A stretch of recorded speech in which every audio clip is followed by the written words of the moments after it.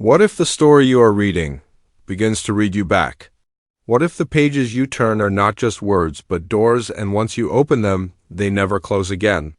It started on a quiet evening, the kind where the world outside feels half asleep, and the silence in the room is louder than any sound. A book lay on the table, untouched, almost waiting. Its cover had no title, no author's name, nothing to reveal what it carried inside. Just a plain surface, black and smooth, as if it had been carved from night itself.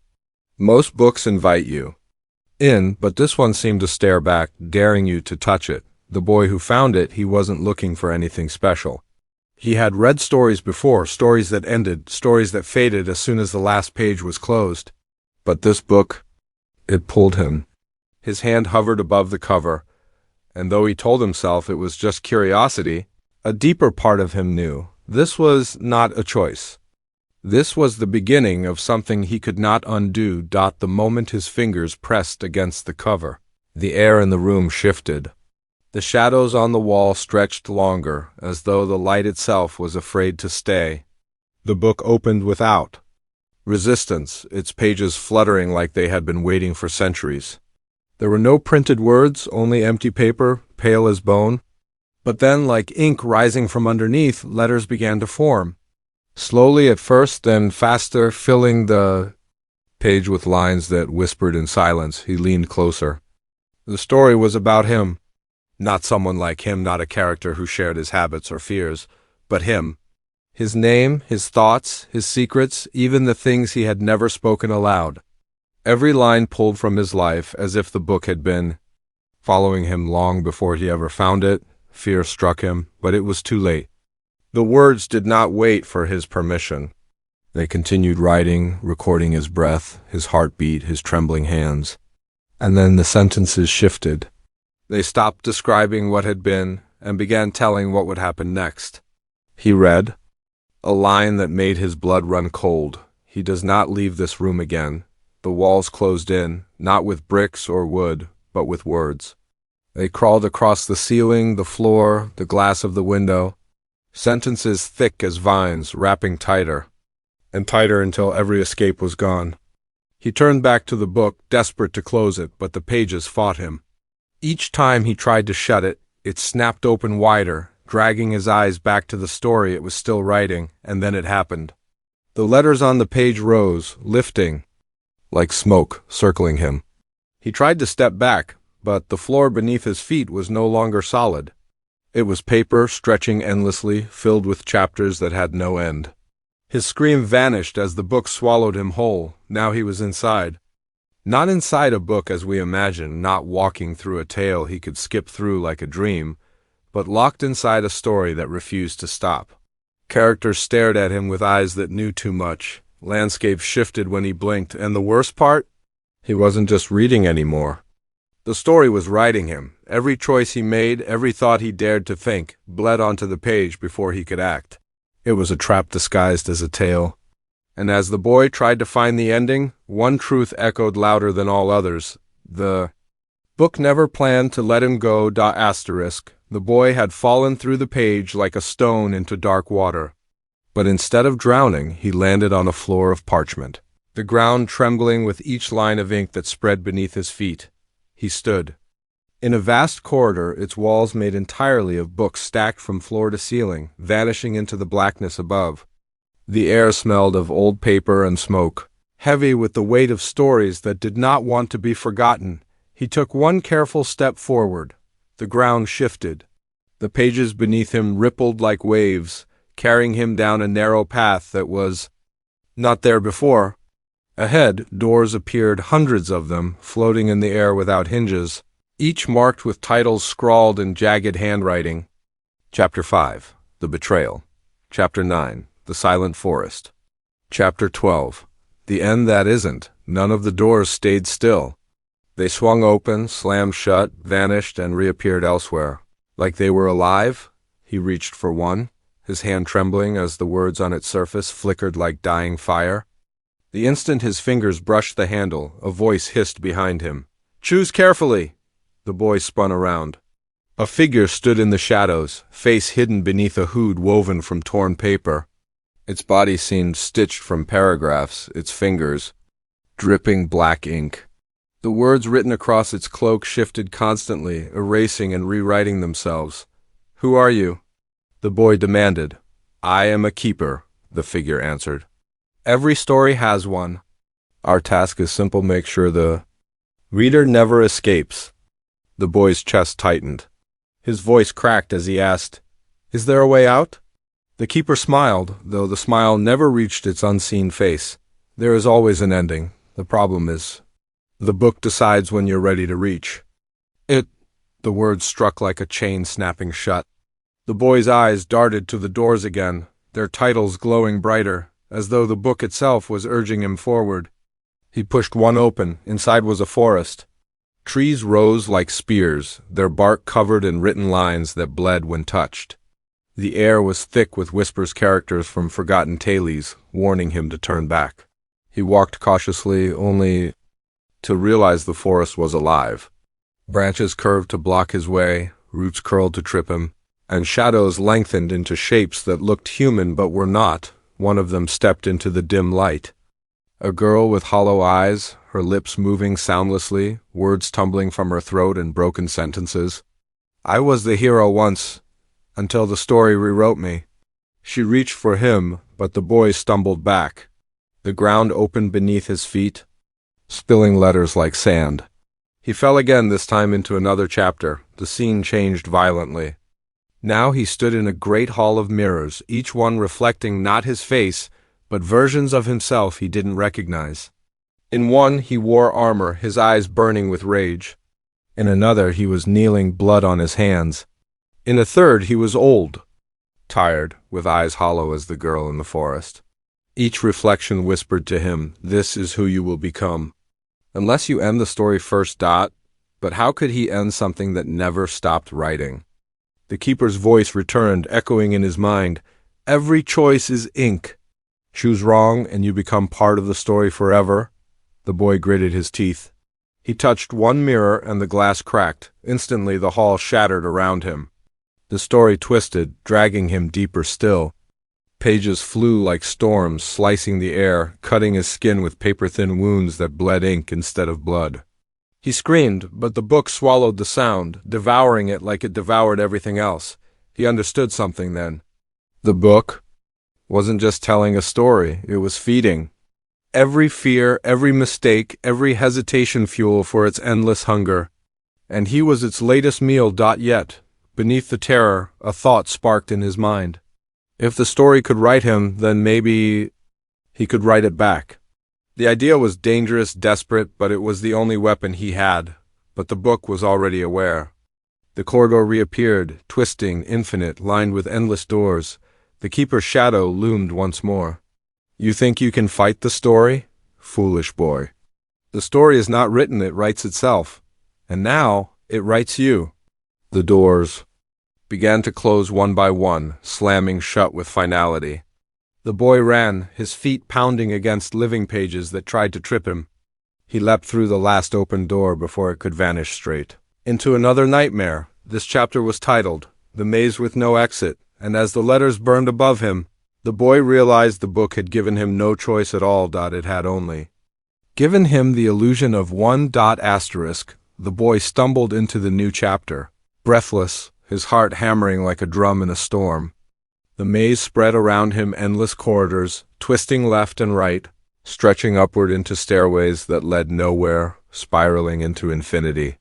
But it wasn't the walls or the shifting doors that chilled him this time. It was the sound voices. Hundreds of them, whispering, shouting, weeping, laughing. They bled through the walls, slipped under his skin, crept into his skull. At first they were distant, like echoes in a cave. But step by step they grew louder, clearer, until the boy realized they weren't random voices. They were characters. Living, breathing remnants of stories the book had written before him. From the shadows, figures emerged. Some looked ordinary men in dusty coats, women with pale faces, children clutching broken toys.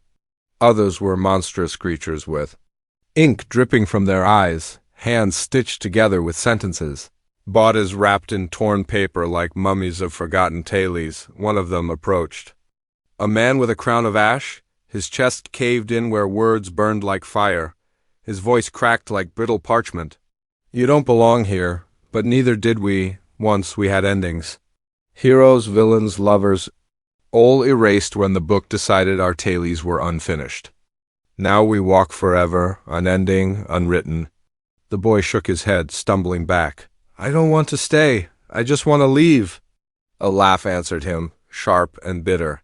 A woman stepped forward, her dress stitched from overlapping pages. She clutched the boy's arm with fingers too cold to be human. There is no leaving.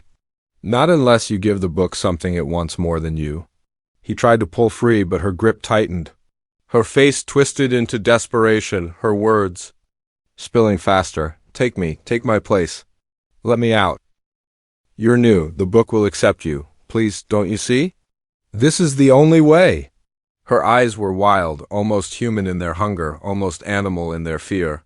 The boy tore himself free, stumbling backward, but others began to surround him. Dozens, hundreds, their voices rose in a storm of pleas, threats, bargains. Trade with me. I'll show you the exit. Stay in my chapter, I'll carry your story. Let me free, I'll give you the ending you want. Some reached for him with trembling hands. Others lunged, claws of ink and paper tearing at his skin.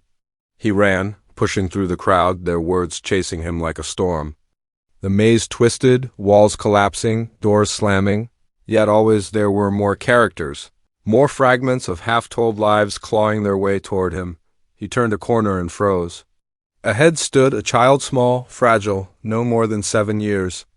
Old, her hair was made of ink stains, her dress torn at the seams, but her eyes were clear, human, real. Don't listen to them, she whispered. They want you because the book still believes you can end it. They can't, they're too broken. But you still have a story to finish. The boy's chest tightened. Who are you? I was like you, she said softly. Once, a reader who fell inside. But I learned something. The book doesn't just write, it feeds. Every fear you feel, every hope, every mistake, it devours them, rewriting you until you're nothing but ink and shadow. If you let it, you'll become like them. She pointed at the mob behind him, the broken faces, the hollow voices still begging for release. Characters who refused to die. Her words cut deeper than any wound. He felt their eyes on him, their desperation thick as smoke. They weren't villains. They weren't monsters.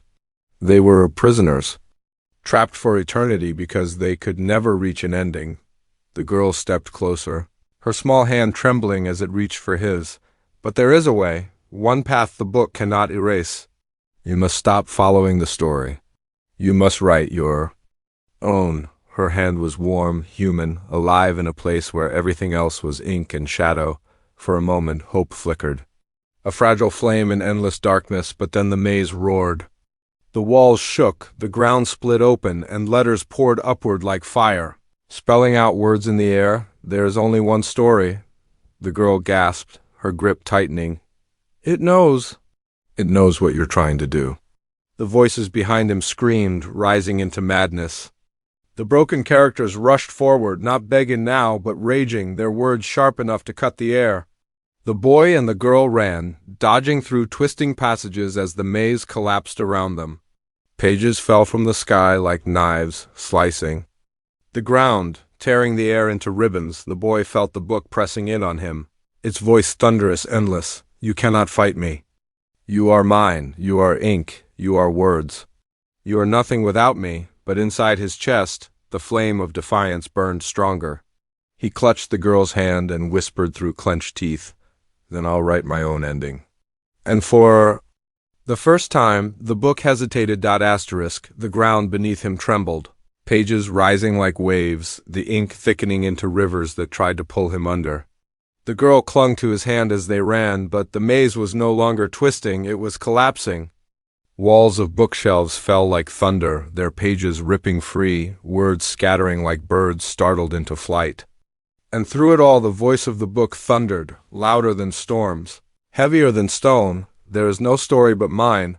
The boy's legs ached, His lungs burned, yet he kept running. But soon the path ended.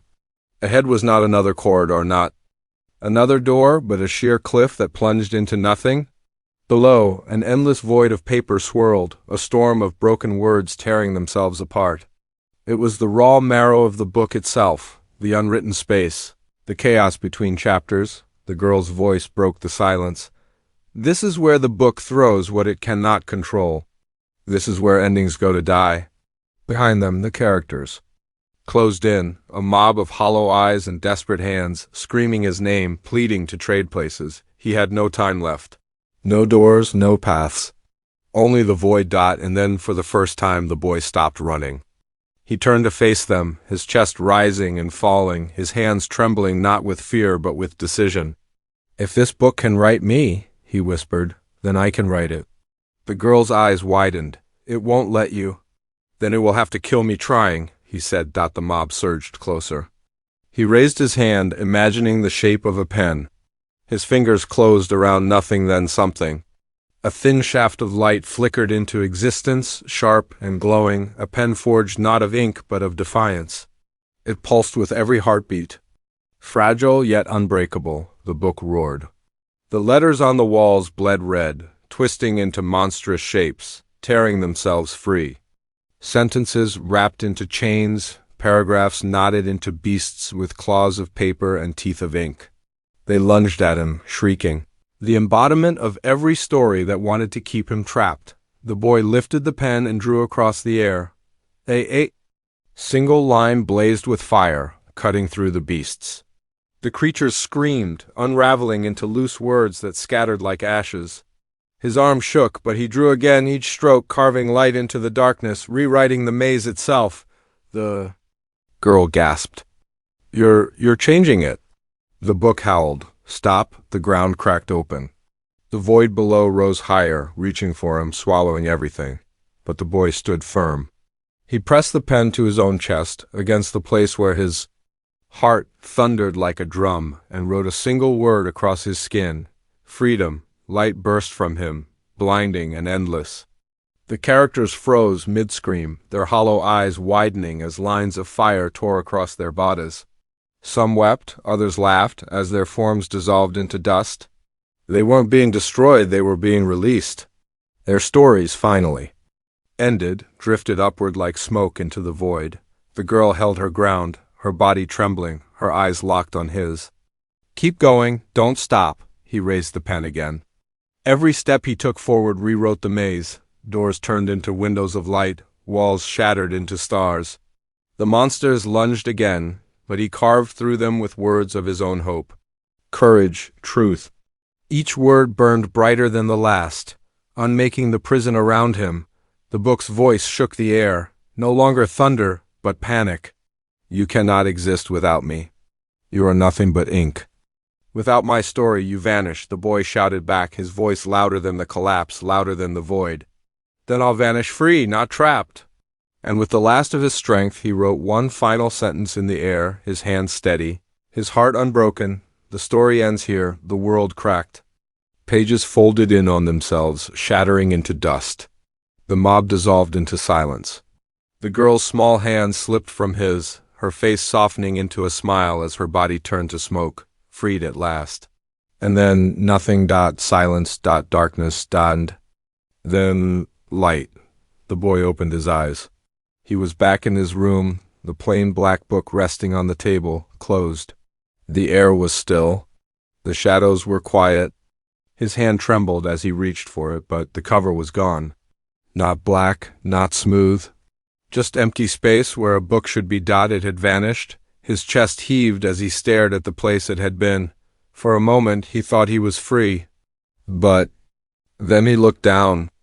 On the desk where the book had rested, a single line of ink remained, written in his own handwriting. Once a story begins, it never truly ends, and somewhere, faint but certain, he heard the sound of a page turning.